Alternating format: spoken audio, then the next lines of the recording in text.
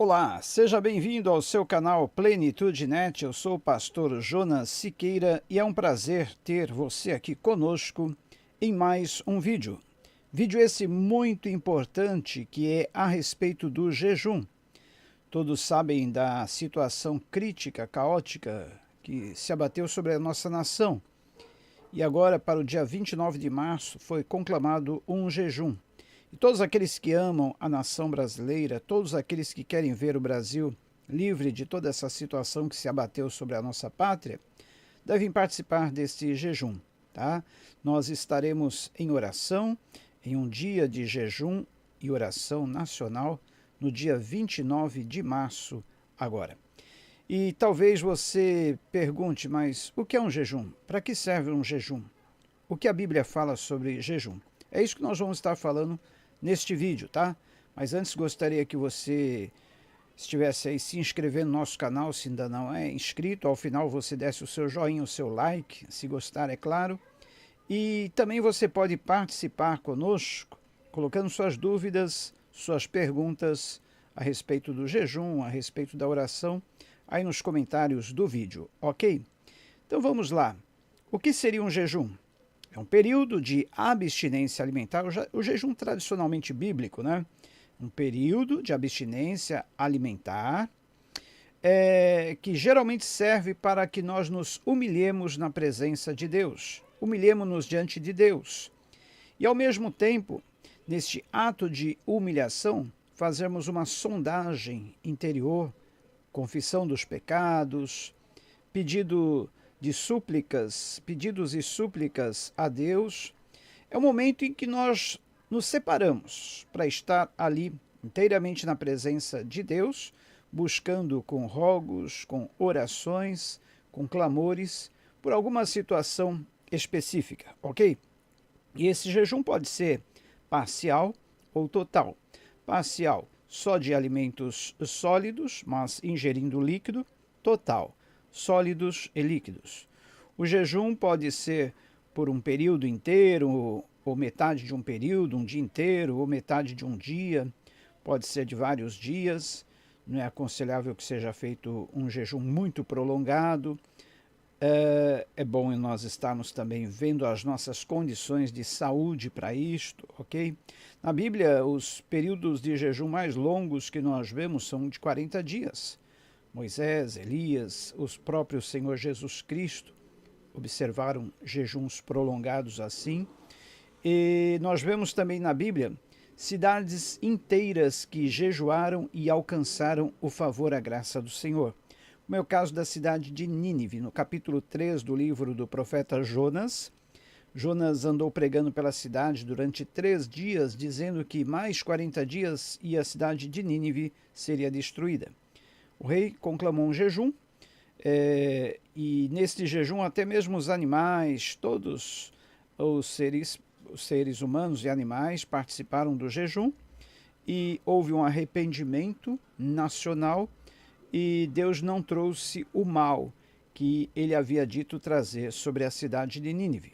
No livro de Esther também nós vemos o povo judeu que estava destinado à morte por um plano maligno, um plano diabólico engendrado pelos seus adversários. Foi conclamado um jejum e Deus livrou o seu povo. No livro de Esdras nós também vemos que ali, durante uma missão em que eles tinham, na reconstrução da cidade, reconstrução dos muros, reconstrução do templo, eles proclamaram um jejum e Deus deu a vitória ao seu povo. Então nós sabemos que o jejum, ele ajuda em muito a nos aproximarmos de Deus, aumentarmos nossa comunhão com Deus, confessarmos os nossos pecados, fazendo uma sondagem no nosso interior, nos humilharmos perante a presença de Deus.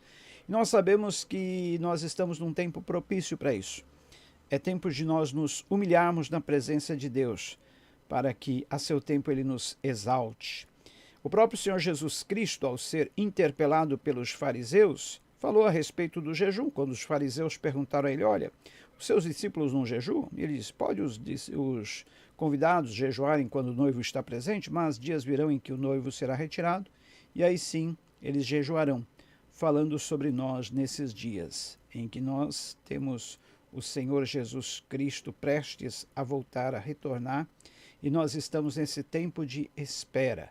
E nesse tempo de espera devemos estar vigilantes em oração e buscando a presença do Senhor. Isaías capítulo 55, verso 5 diz assim: buscai ao Senhor enquanto se pode achar, invocai-o enquanto está perto. Segundo o livro das Crônicas dos Reis, capítulo 7, versículo 14, diz: se o meu povo, que se chama pelo meu nome, se humilhar e orar e buscar a minha face, eu ouvirei dos céus, perdoarei os seus pecados e sararei a sua terra.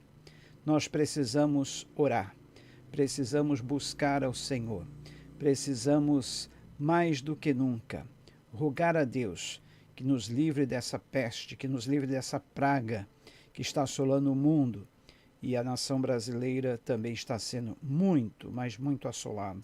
Então nós precisamos orar pelos nossos governantes, que é bíblico, orar pela paz na nossa nação, orar para que venham tempos de refrigério, venham tempos de paz, orar para que os líderes da nação tenham sabedoria na condução dos diversos assuntos políticos, econômicos, sanitários, orar para que haja uma quebra nessa corrupção, nessa cadeia de corrupção, para que haja uma união agora, no sentido de buscar solução, e não uma divisão política, como nós temos visto, infelizmente, na nossa nação. É tempo de buscarmos ao Senhor, é tempo de estarmos nos humilhando na presença de Deus. Daniel também orou, Daniel também jejuou, e nós sabemos que Deus respondeu às súplicas do profeta Daniel.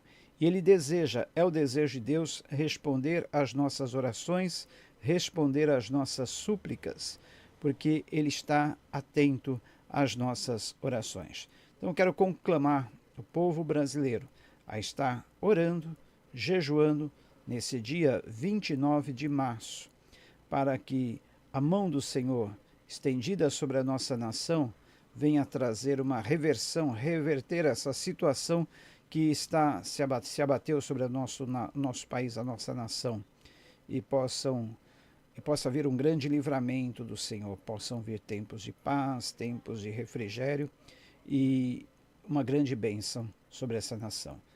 A palavra de Deus diz que é feliz a nação cujo Deus é o Senhor.